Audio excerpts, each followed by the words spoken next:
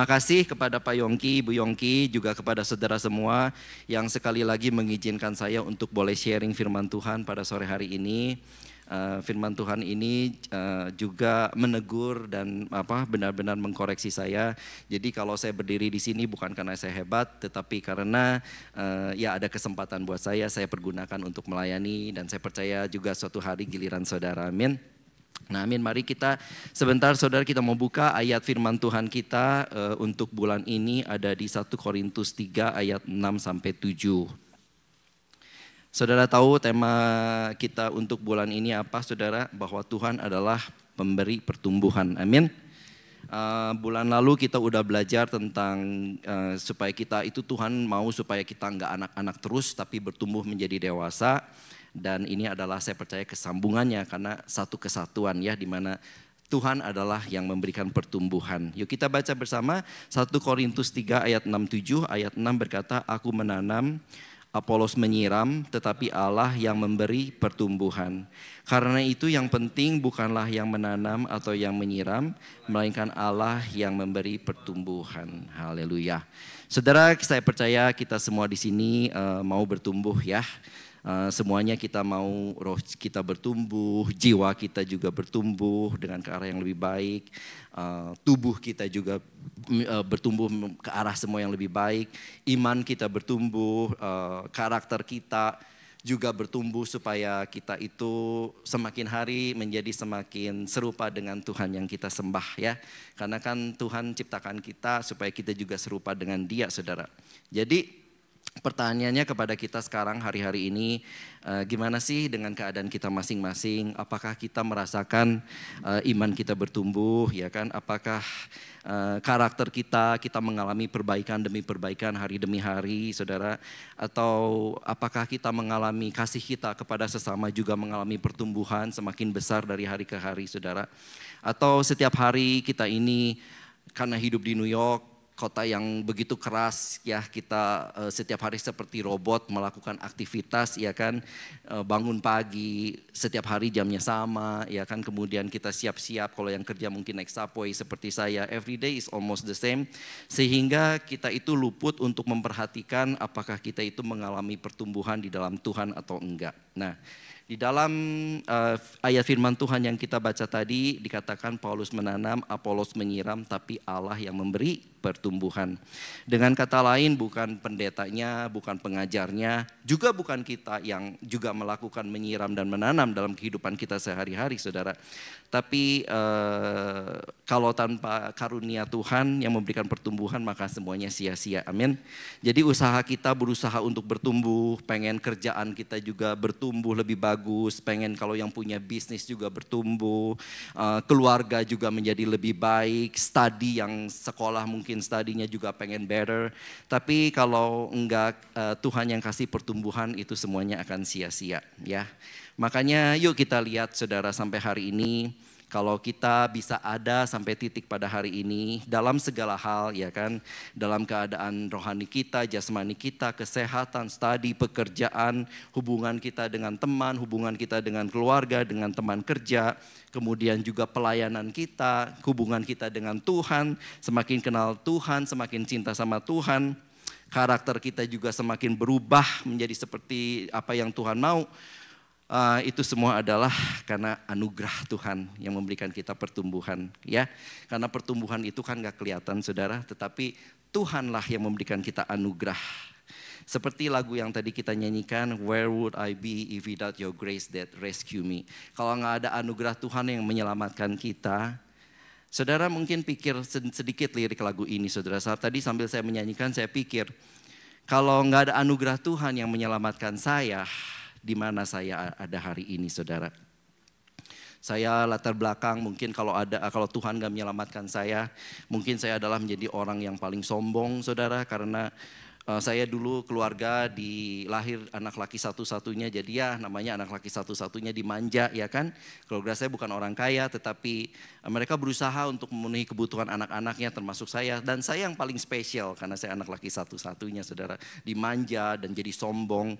Dan saya pikir kalau Tuhan yang gak menyelamatkan dengan anugerahnya, saya gak tahu jadi apa hari ini ada di mana saudara ya kan. Jadi saudara, pertumbuhan itu adalah anugerah yang luar biasa buat kita semua, amin. Karena Tuhan yang membuat saya dan saudara itu punya keinginan untuk bertumbuh. Untuk punya keinginan aja itu adalah anugerah Tuhan, saudara. Tuhan yang membuat kita senang kalau kita bertumbuh, saudara. Misalnya dulu kita mau baca Alkitab aja males, ya kan. Tetapi sekarang setelah kita kenal kasih anugerah Tuhan, kita mulai mau baca firman Tuhan, kita mau mendengarkan firman Tuhan, kita mau merenungkan firman Tuhan, kita mau melakukan firman Tuhan. Kalau dulu mungkin kita pertama-pertama diajak pelayanan, aduh malu aduh males buat apa pelayanan. Tetapi setelah seiring waktu kita kenal, kita tahu bahwa semua kasih anugerah Tuhan, maka kita ada kerinduan untuk melayani Tuhan, ya kan. Dulunya males banget, setelah kenal kasih karunia yang berlimpah-limpah dalam kehidupan kita, maka ada keinginan untuk melayani, saudara. Ada keinginan untuk bertumbuh. Keinginan bertumbuh aja itu adalah karunia dari Tuhan. Makanya saudara, pada sore hari ini mari kita berdoa bersama-sama senantiasa agar kita terus mendapatkan karunia dari Tuhan, supaya kita terus bertumbuh dan enggak stop, enggak mandek di tengah-tengah, ya kan. Nah, bagaimana caranya Tuhan itu membuat kita bertumbuh? Yang pasti Tuhan kasih pengajaran kebenaran firman-Nya. Amin. Karena firman Tuhan adalah kebenaran, saudara. Nah, kemudian Tuhan tempatkan kita seperti ini di komunitas, ada di gereja, ada saudara di tempat kerja, ya kan, ada di teman-teman sepelayanan, apapun itu. Kita semua kan gak bisa hidup sendirian, kita pasti punya komunitas, saudara. Di mana di komunitas ini Tuhan tempatkan orang-orang untuk mengasah kita, ya kan, untuk membuat saling menggeseklah satu dengan yang lain supaya kita bisa bertumbuh, saudara. Kemudian kita juga bisa bertumbuh pada saat kita mau melakukan disiplin rohani, saudara. Kita udah diajar banyak, kemudian kita mau melakukan disiplin rohani, saudara. Dan akhirnya aksi yang kita keluarkan, respon yang kita keluarkan juga itu membuat kita itu udah bertumbuh atau belum ketahuan, saudara, ya. Bagaimana respon kita pada saat kita ada tantangan, ya kan. Kalau ada tantangan kan kita berserah kepada Tuhan, tetap percaya kepada Tuhan walaupun sepertinya Tuhan gak dekat dengan kita. Kita selalu berkata, kok Tuhan mana, Tuhan mana. Padahal firman Tuhan, kebenaran firman Tuhan berkata Tuhan adalah Immanuel. Dia selalu menyertai kita. Walaupun perasaan kita sepertinya Tuhan gak ada dekat kita, tapi Dia dekat dengan kita. Dia selalu bersama dengan kita karena Dialah Allah Immanuel, ya. Jadi kalau ada tantangan selalu percaya kepada Tuhan. Tapi juga bagaimana respon kita pada saat ada temptation, ada godaan, ya kan. Nah, kalau godaan beda lagi, saudara. Kalau godaan firman Tuhan berkata kita harus lawan, ya kan. Kita harus tunduk kepada Allah, lawan iblis maka dia akan lari. Artinya kalau ada mulai masuk nih godaan dosa dalam pikiran kita, jangan lawan, saudara. Tapi kita switch pikiran kita dengan kebenaran firman Tuhan.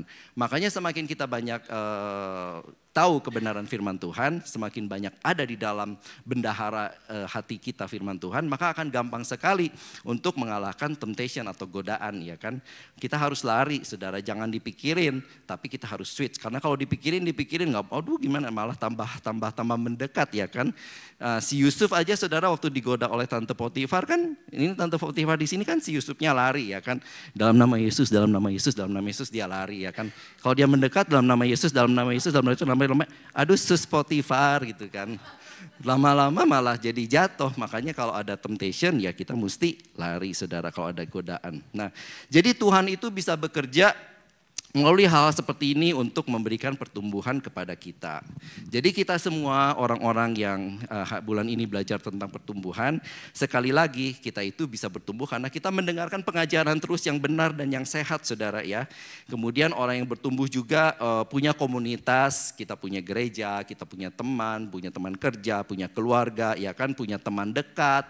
Di mana sama teman dekat ini kita bisa sharing, kita bisa curhat, kita bisa katakan bahwa oh kok saya masih terjebak di dalam dosa ini, karena kita percaya sama mereka, kita bisa mengaku dan akhirnya Tuhan bilang kalau kita mengaku maka kita akan dipulihkan oleh Tuhan, amin.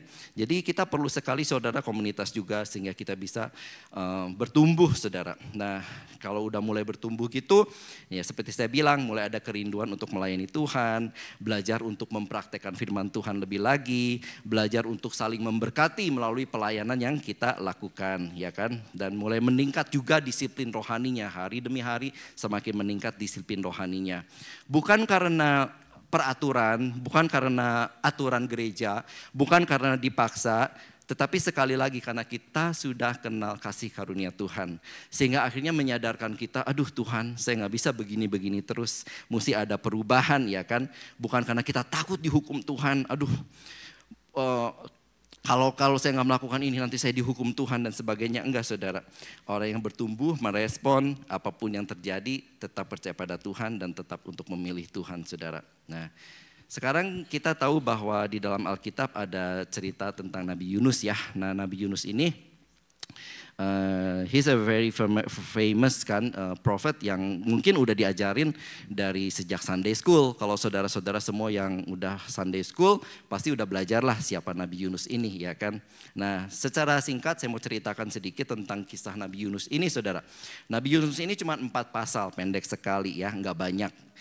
Berapa menit pun kelar gitu untuk dibaca. Nah, Yunus ini adalah seorang nabi yang diminta oleh Tuhan untuk menyampaikan teguran kepada kota Niniwe, ya kan. Nah, kota Niniwe ini adalah pada waktu itu adalah salah satu kota yang terbesar pada zamannya itu. Niniwe ini juga adalah salah satu kota yang penting buat bangsa Asyur. Nah, siapa bangsa Asyur? Bangsa Asyur ini adalah musuh bangsa Israel. Dan bangsa Asyur ini terkenal sangat kejam dan sangat sadis. Jadi kalau kita baca di dalam Alkitab, ada di dalam Nahum juga disebutkan juga saudara. Kalau bangsa Asyur ini perang, musuh-musuhnya itu dipotong, dimutilasi saudara. Kalau ada perempuan lagi hamil, ditikam saudara, dibunuh. Begitu kejamnya, begitu sadisnya. Dan bangsa Asyur ini pernah beberapa kali perang dengan bangsa Israel. Jadi si Nabi Yunus ini tahu banget betapa kejamnya si bangsa Asyur ini kepada bangsa Israel. Dan sekarang tiba-tiba firman Tuhan datang kepadanya untuk membawa pesan kepada bangsa yang dia benci. Supaya bangsa Asyur ini bertobat gitu kan. Nah, jadi si Nabi Yunus ini disuruh untuk melayani bangsa Asyur ini saudara ke kota Niniwe, ya kan. Tapi kita tahu Yunus itu menolak perintahnya Tuhan saudara. Yunus mungkin dalam hati bilang, aduh amit-amit banget deh, ya kan. Saya harus melayani bangsa yang begitu kejam yang dia udah lakukan kepada bangsa saya gitu kan. Dan sekarang saya harus disuruh untuk menyampaikan bertobat, ya kan, supaya enggak dihukum Tuhan. Dan mungkin dalam hatinya Yunus ini bilang, wah lebih baik ya udahlah bangsa seperti itu ngapain sih disuruh bertobat, ya kan. Bangsa seperti mereka itu layaknya dihukum, layaknya enggak diampuni, ya kan. Kalau bisa dihukum seberat-beratnya, kalau bisa dihancurkan, kalau bisa semua penduduknya mati. Nah, mungkin si Yunus itu berpikir seperti itu. Nah, kemudian dalam firman Tuhan dikatakan kan kemudian kita tahu bahwa karena Yunus enggak mau melakukan apa yang Tuhan suruh, maka dia lari saudara, ya kan. Dia lari, dia cari kapal dan dia berangkat pakai kapal ke Tarsis, ke arah yang berlawanan. Harusnya dia ke Niniwe, dia perginya ke Tarsis saudara pakai kapal.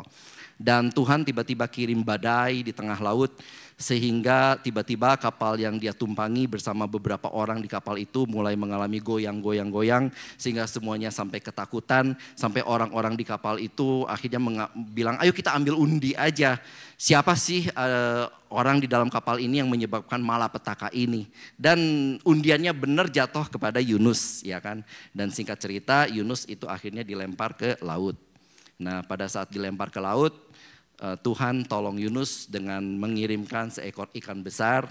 Dan kemudian kita tahu Yunus dimakan oleh ikan itu, tinggal di dalam perut ikan itu selama 3 hari dan dia berdoa. Dahsyat banget ya firman Tuhan ini saudara. Dan kemudian akhirnya kita tahu Yunus itu selamat, hidup-hidup, dimuntahkan lagi ikan itu di darat saudara. Nah, setelah di darat ini ya dengan hati yang terpaksa banget ya si Yunus ini ya udahlah menyampaikan firman Tuhan gitu kan. Dia pergi dalam perjalanan ke kota Niniwe, dibilang 1 hari perjalanan. Kota Niniwe itu adalah kota besar sehingga kalau pada saat waktu itu dikelilingi, dijalani perlu 3 hari saudara. Nah, jadi si Nabi Yunus ini dengan perasaan hati yang ogah-ogahan, yang males-malesan, Ya udahlah saya sampaikanlah gitu kan, karena saya udah ditolong Tuhan. Saya juga udah berdoa di perut ikan itu saudara, dan saya selamat. Tapi hatinya masih kayak ogah-ogahan gitu kan. Tanpa persiapan ya kan, aduh mesti khotbahnya apa, kata-katanya apa. Kalau kayak saya kan persiapannya lama sampai stres-stres gitu kan saudara. Tapi kalau Nabi Yunus mah cuek aja, saya boleh gak next time cuek aja? Nah saudara, jadi Nabi Yunus ini cuek banget saudara. Dia gak pikirin, aduh nanti ngomongnya gimana ya, gimana cara saya menyampaikan pesan Tuhan. Enggak, dia cuman berkeliling di kota Niniwe dan dia cuman ngomong gini saudara, 40 hari lagi maka Niniwe akan ditunggang balikan. Jadi cuman jalan-jalan cuman ngomong gitu aja. 40 hari lagi kota Niniwe akan ditunggang balikan. 40 hari lagi kota Niniwe akan ditunggang balikan. Ya cuman begitu saudara ngomongnya. Tapi pesan yang seadanya itu saudara, yang disampaikan dengan hati yang mau gak mau dengan ogah-ogahan, ternyata bisa membuat kota Niniwe itu bertobat saudara ya. Tiba-tiba kota yang begitu dipenuhi orang jahat, orang sadis saudara, yang gak kenal Tuhan saudara, seluruhnya bisa bertobat. Bahkan si rajanya bilang, bahkan bukan orangnya aja, bahkan dibilang sampai kepada lembu, sapi, ternak-ternaknya disuruh berpuasa, berkabung, meminta ampun kepada Tuhan ya kan. Dan akhirnya kota Niniwe ini bertobat. Nah tapi waktu udah kota Niniwe ini bertobat, si Nabi Yunus ini malah hatinya kecewa banget ya kan. Karena kan dia emang gak mau lihat mereka bertobat saudara. Dalam hatinya, loh kok bertobat sih gitu kan, udah saya sampaikan juga asal-asalan ya kan, gak pakai persiapan, saya cuma ngomongnya juga 40 hari lagi kamu akan ditunggang balikan, that's it ya kan. Dia pikir mungkin gak ada orang yang percaya, tetapi ternyata seluruh kota 120.000 orang percaya saudara. Nah bayangkan aja kalau misalnya tadi WL kita ya kan, Keisha bilang ayo kita menyembah. Kemudian kita semua sama-sama menyembah. Kemudian kayak saya bilang, kok pada menyembah sih gitu kan. Nah itu samalah kayak begitu saudara ya. Nah kita lihat setelah kota Niniwe ini bertobat. Yuk kita lihat di Yunus 4 ayat 1. Nah waktu udah si Yunus melihat kota Niniwe ini bertobat. Lihat bilang, tetapi hal itu sangat mengesalkan hati Yunus. Lalu marahlah ia sampai marah saudara ya kan. Dan berdoalah ia kepada Tuhan, katanya, ya Tuhan, bukankah telah kukatakan itu ketika aku masih berada di negeriku? Itulah sebabnya maka aku dahulu melarikan diri ke Tarsis, sebab aku tahu bahwa engkaulah Allah pengasih dan penyayang, yang panjang sabar dan berlimpah kasih setia, serta yang menyesal karena malapetaka yang hendak didatangkannya. Jadi sekarang ya Tuhan, cabutlah kiranya nyawaku, karena lebih baik aku mati daripada hidup. Tapi firman Tuhan, layakkah engkau marah? Kemudian ayat 5 berkata, Yunus telah keluar meninggalkan kota itu dan tinggal di sebelah timurnya. Ia mendirikan di situ sebuah pondok dan ia duduk di bawah naungannya menantikan apa yang akan terjadi di atas kota itu. Kemudian ayat 6, lalu atas penentuan Tuhan, makanya segala itu atas penentuan Tuhan saudara. Hidup kita itu semua atas penentuan Tuhan, amin. Lalu atas penentuan Tuhan Allah, tumbuhlah sebatang pohon jarak melampaui kepala Yunus untuk menaunginya agar ia terhibur dari segala kekesalan hatinya. Yunus sangat bersuka cita karena pohon jarak itu. Tetapi keesokan harinya ketika fajar menyingsing, again saudara dikatakan atas penentuan Allah, datanglah seekor ulat yang menggerek pohon jarak itu sehingga layu. Segera sesudah matahari terbit, maka atas penentuan Allah bertiuplah angin timur yang panas terik sehingga sinar matahari menyakiti kepala Yunus. Lalu rebahlah ia lesu dan berharap supaya mati katanya. Ini kedua kali dia ngomong saudara, lebih baik aku mati daripada hidup. Tetapi berfirmanlah Allah kepada Yunus, layakkah engkau marah karena pohon jarak itu? Jawab Yunus ya, selayaknya lah aku marah sampai mati. Wah saudara, ini nabi yang luar biasa, yang tukang ambek-ambekan ya saudara ya. Yang moodnya swing dari happy banget ke sedih banget, dari happy ke bete saudara ya kan. Kalau orang sekarang bilang ini orang bipolar banget saudara, nggak bisa diduga reaksinya. Sedetik ini happy, berikutnya sedih ya kan, berikutnya nangis-nangis, ketawa nangis ya. Nah waktu dikasih pohon jarak sama Tuhan untuk berteduh, ya senang, berterima kasih kepada Tuhan. Tapi waktu melihat bangsa kota Niniwe bertobat, kesel banget hatinya, dia egois banget saudara. Nah kalau kita baca, ya ini adalah hamba yang agak aneh ya, hamba Tuhan yang agak aneh ya saudara ya. Hamba Tuhan yang setelah berkhotbah, bertobat, bukannya seneng, malahnya marah-marah, malahnya jengkel ya kan. Kan tadi di ayat 1 dibilang sangat mengesalkan hati Yunus. Terjemahan lain dikatakan itu merupakan kejahatan, ya kan? Jadi di dalam terjemahan lain malah dikatakan pertobatan kota Niniwe itu merupakan kejahatan di matanya Yunus ini, saudara. Jadi kalau Yunus itu hidup hari ini, saudara, ya kan? Dia berjalan-jalan di satu kota, kemudian seluruh kotanya bertobat, itu pasti jadi rekor, jadi viral luar biasa, ya kan, satu kota bertobat luar biasa. Tetapi juga rekor yang terjelek dia pegang. Kenapa? Karena setelah bertobat dia marah-marah, saudara. Dia nggak suka, ya kan. Nah, kenapa sih? Jadi apa sih pelajaran yang kita bisa ambil dari Yunus ini, saudara? Sebenarnya ini adalah pelajaran untuk evaluasi untuk diri kita masing-masing, untuk mengecek pertumbuhan kita di dalam Tuhan. Kalau hari ini Tuhan bertanya kepada kita melalui kitab Nabi Yunus ini, yang pertama adalah, saudara, bahwa seringkali mungkin, saudara, ya, kita kan dalam hidup itu banyak bertemu dengan orang. Mungkin ada orang yang menyakiti kita, ada orang yang merugikan kita, ada orang yang membuli kita, ya kan?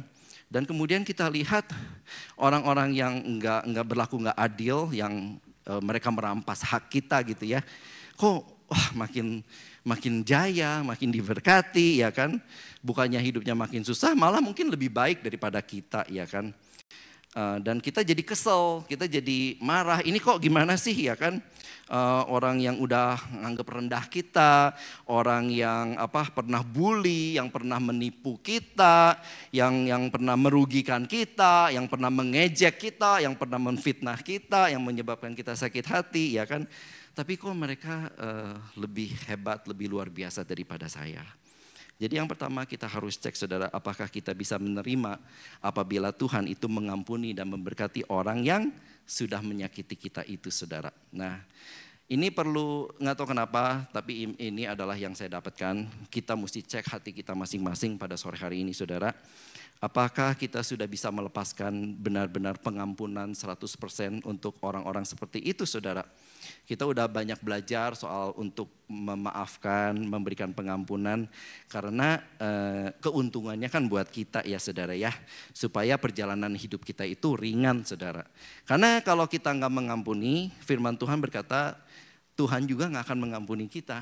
Jadi kalau kita nggak mengampuni, sebetulnya kita itu sedang memblok berkat yang Tuhan mau berikan buat kita. Amin.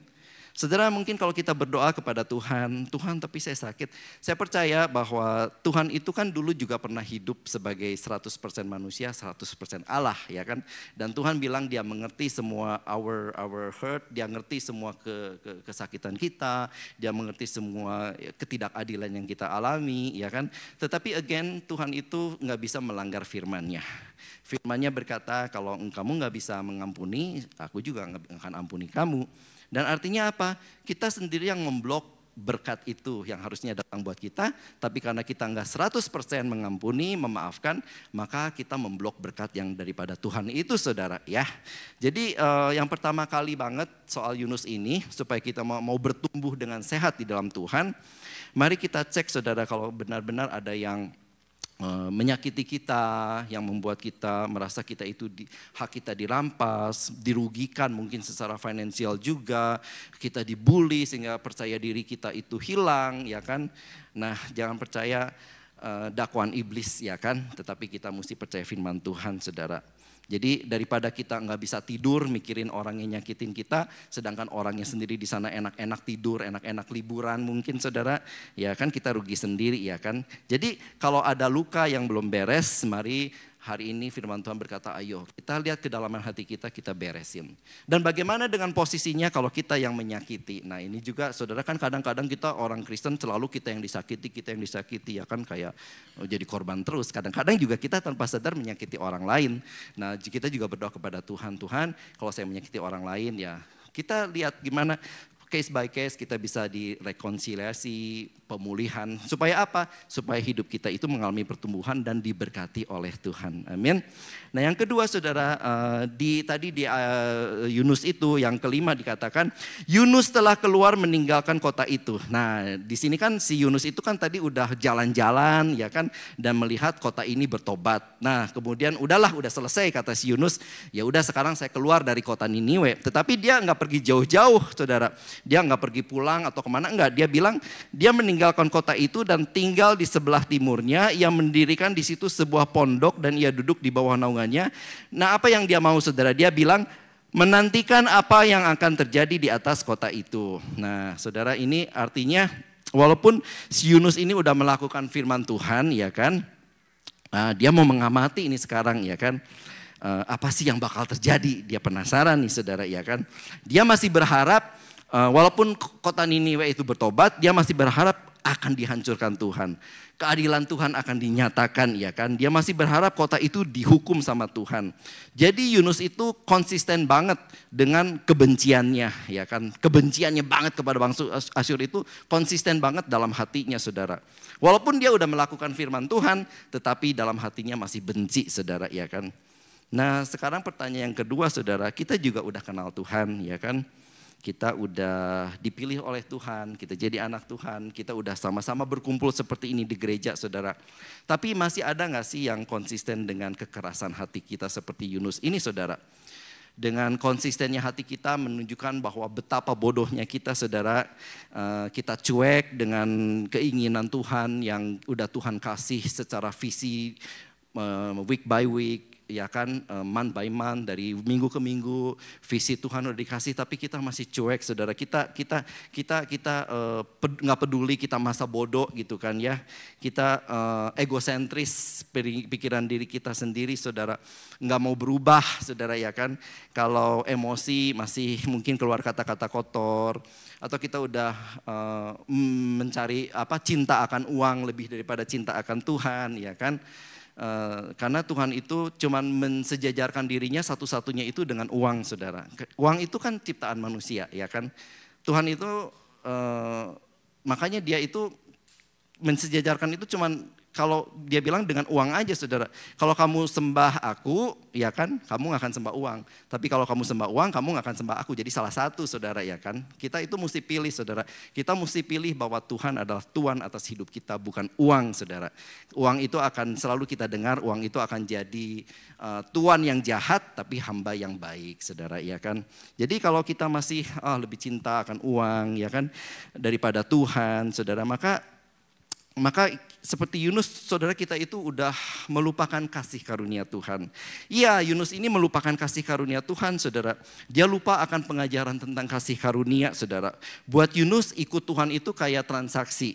Kalau kita lihat di dalam hatinya mau melihat bangsa itu dihukum, berarti kan Yunus itu bilang karena mereka jahat mereka harus dihukum, ya kan. Kalau kita baik maka kita akan diberkati. Kalau kita memberi Tuhan akan berkati, gitu loh, saudara. Jadi kayak transaksi, saudara, di dalam matanya Yunus. Nggak ada ruang untuk kasih karunia lagi, saudara. Nggak ada ruang untuk kesempatan kedua, kesempatan ketiga. Dia nggak ada ruang untuk pikir bangsa Niniwe itu butuh mungkin dikasih kesempatan sama Tuhan yang dia udah tahu maha penyayang, panjang sabar. Dia kan katakan begitu, saudara.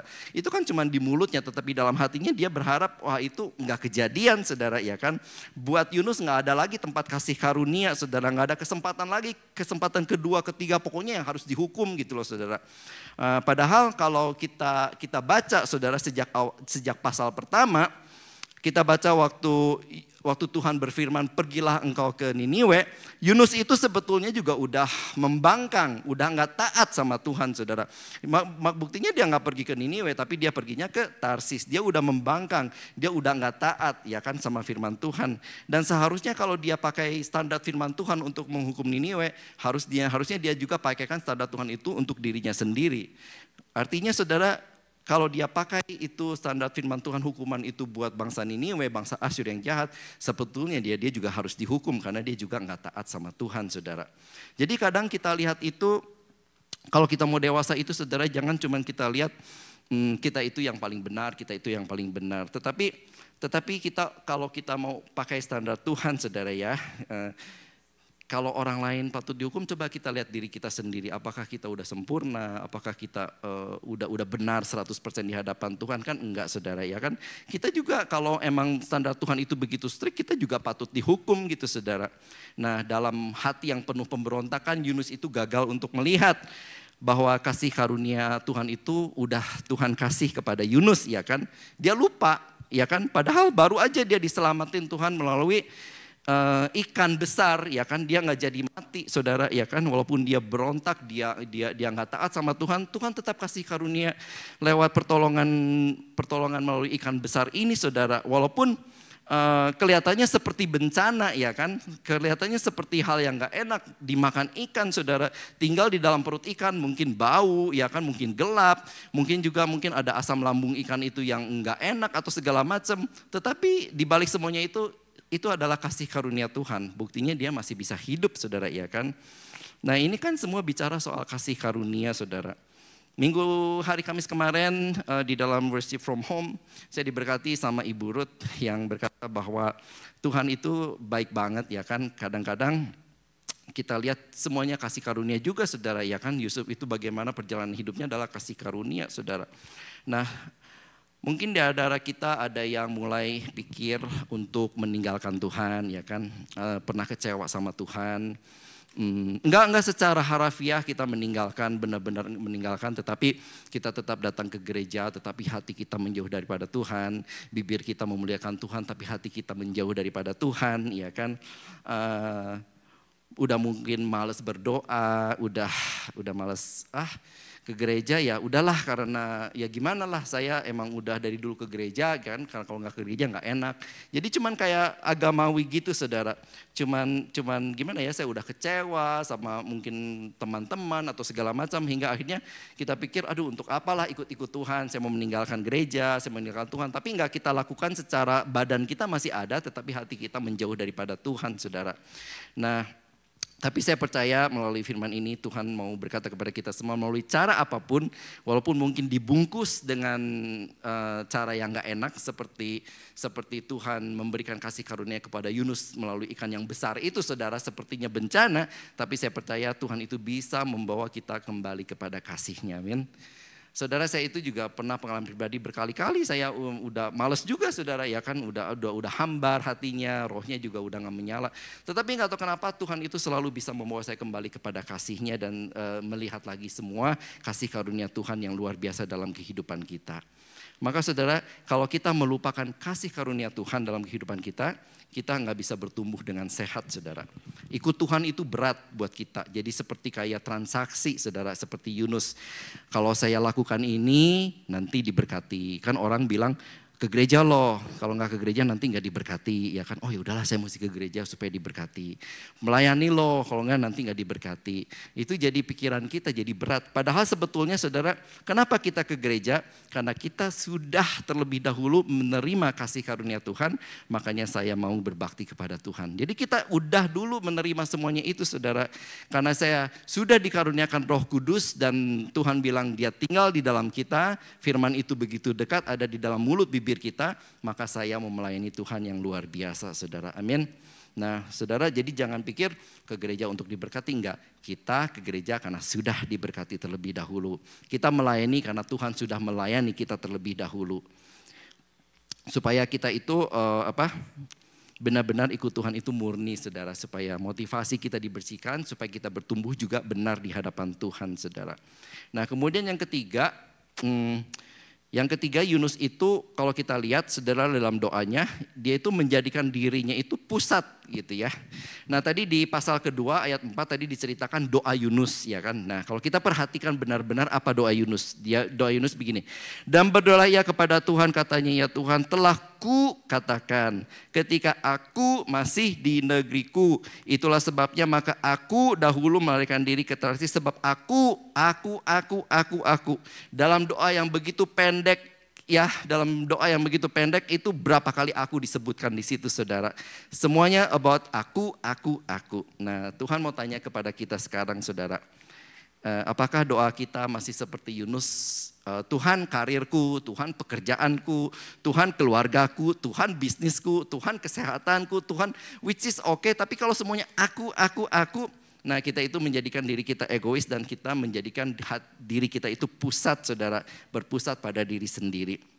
Ya, dan Tuhan mau kita keluar dari situ, saudara. Kita mau Tuhan enggak cuman egosentris, egoisnya kita doang segala tentang aku. Dan bukan cuman itu, saudara. Yunus juga berpusat pada dirinya sendiri. Bukan itu, dia juga menganggap dirinya adalah pusat kebenaran. Makanya waktu Yunus bilang, waktu Tuhan bilang gini, pergilah ke Niniwe, ya kan? Ya, si Yunus kan nggak mau. Makanya dia bilang, Tuhan kan aku udah katakan, Tuhan kan aku udah katakan gitu kan. Jadi si Yunus itu bilang, Tuhan suruh something, kemudian si Yunus itu bilang, Tuhan aku udah katakan, aku nggak mau lah pergi ke sana gitu kan. Karena aku udah katakan gitu loh saudara. Nah kita pikir gila ya si Yunus ini saudara, berbantah-bantah dengan Tuhan. Tapi hari ini kembali pertanyaan Tuhan kepada kita semua, ayo cek buat diri kita masing-masing. Kalau Tuhan udah berfirman, seperti yang simpel aja saudara, misalnya kan firman Tuhan, kita mesti baca firman Tuhan, renungkan firman Tuhan ya kan. Nah, apakah itu sudah kita lakukan saudara? Apakah kita sudah merenungkan firman Tuhan? Ya, apakah yang kita pikirkan setiap hari itu masih kesenangan kita, masih kekhawatiran kita, masih ketakutan kita saudara?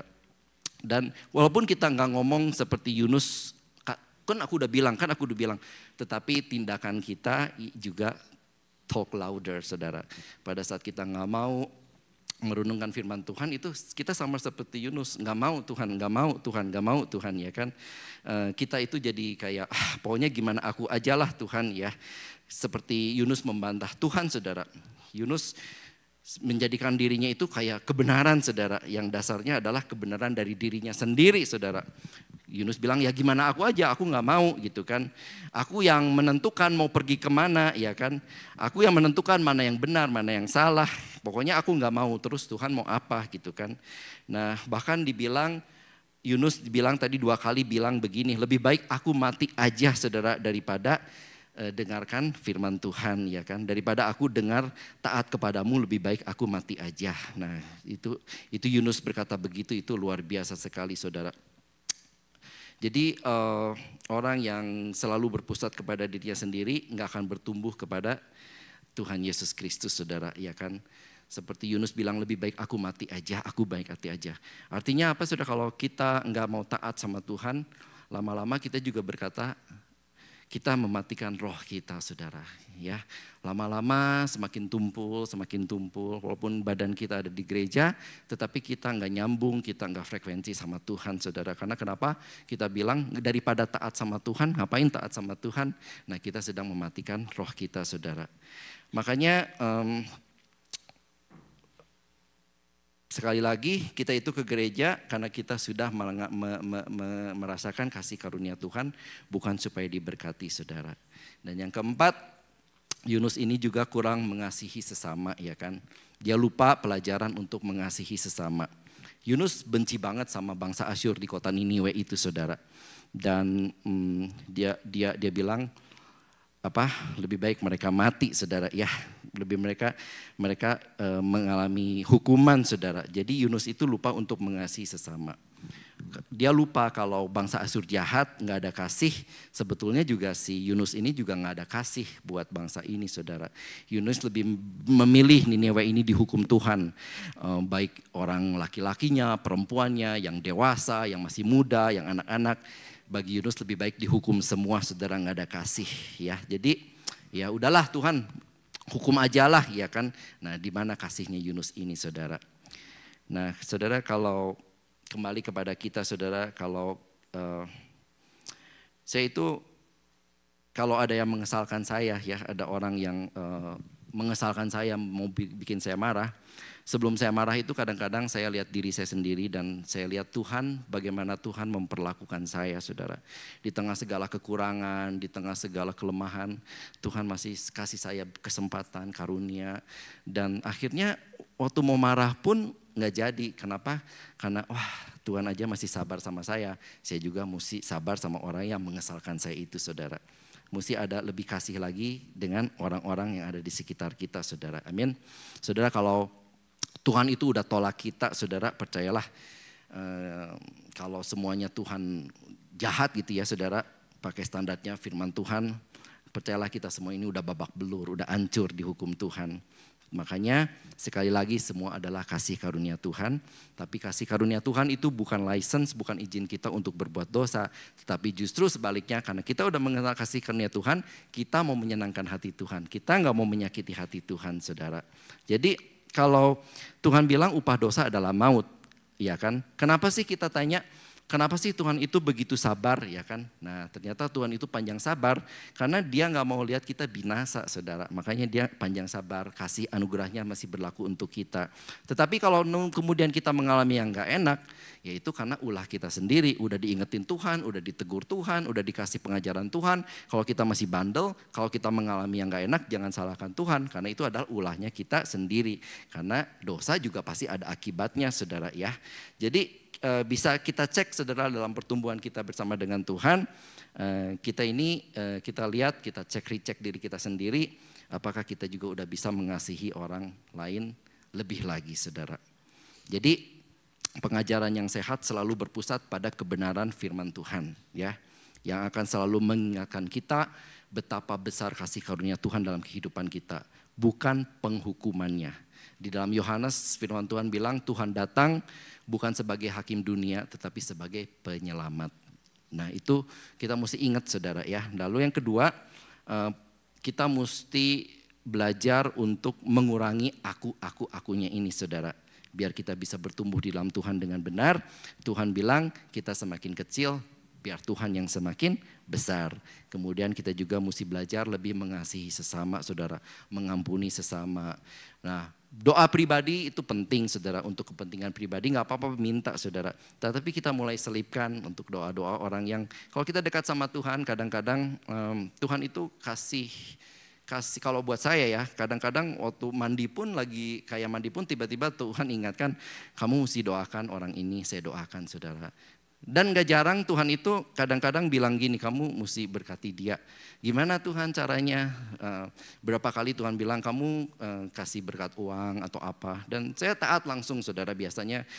Dan spesifik Tuhan itu biasanya kasih jumlahnya berapa. Saya bilang oke, Tuhan, ya kan. Tadinya saya perlu barang ini enggak, tapi saya oke, Tuhan. Saya samperin orangnya, saya kasih berkatnya, saudara. Jadi kadang-kadang kalau kita berdoa pribadi, mulailah belajar untuk berdoa untuk orang lain, saudara ya. Bukan cuma untuk pribadi diri kita sendiri, saudara.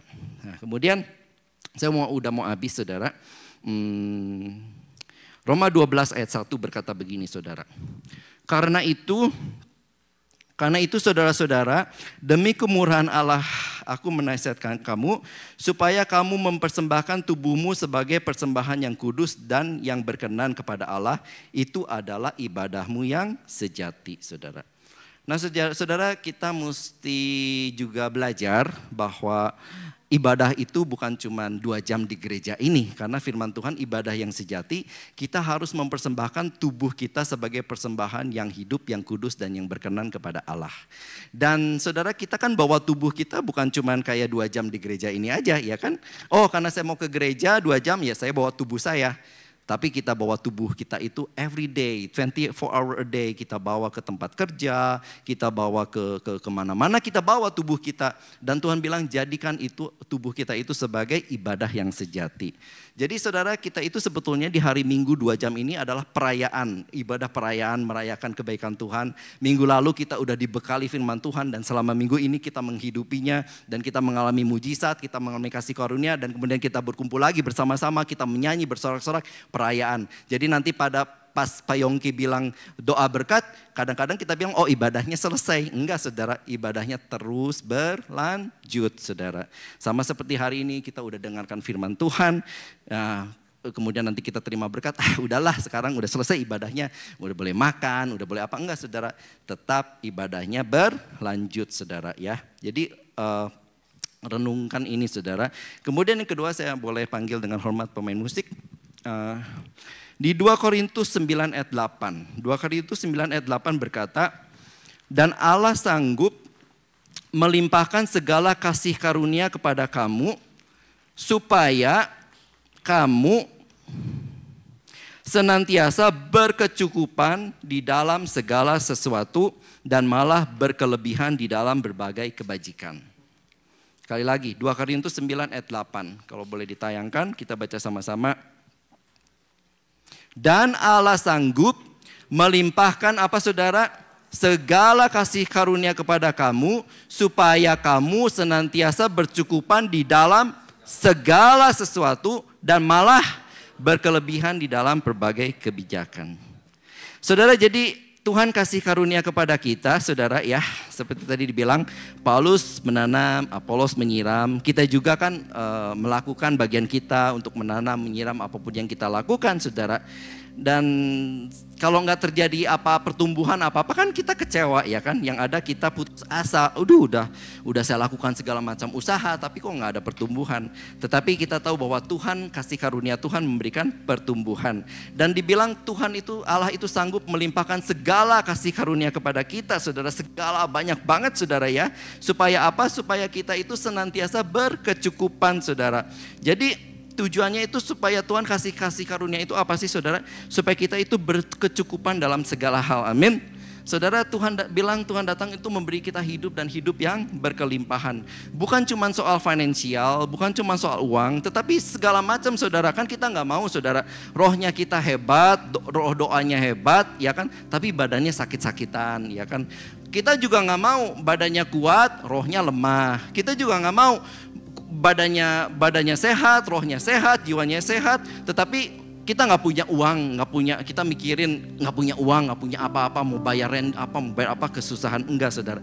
Tuhan mau kita berkecukupan di dalam segala sesuatu. Amin. Itulah, saudara, dibilang semua adalah kasih karunia kepada kita semua.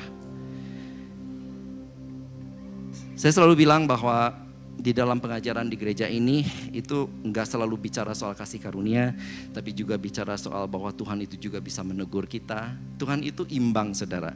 Karena kalau kita dipecutin terus, kita juga babak belur. Kalau kita dikasih yang enak-enak terus, kasih karunia terus, kita juga jadi anak-anak yang manja, ya kan? Tetapi biarlah seimbang, dan biar apa yang kita terima seimbang dalam pengajaran di gereja ini membuat kita semakin bertumbuh, sehat, dan Tuhan kasih kita pertumbuhan yang luar biasa, amin. Dan tujuannya apa? Sekali lagi, supaya, katakan nama saudara masing-masing, supaya Harry berkecukupan di dalam segala sesuatu dan berkelebihan di dalam berbagai kebajikan. Haleluya, berikan tepuk tangan buat Tuhan kita yang luar biasa, amin.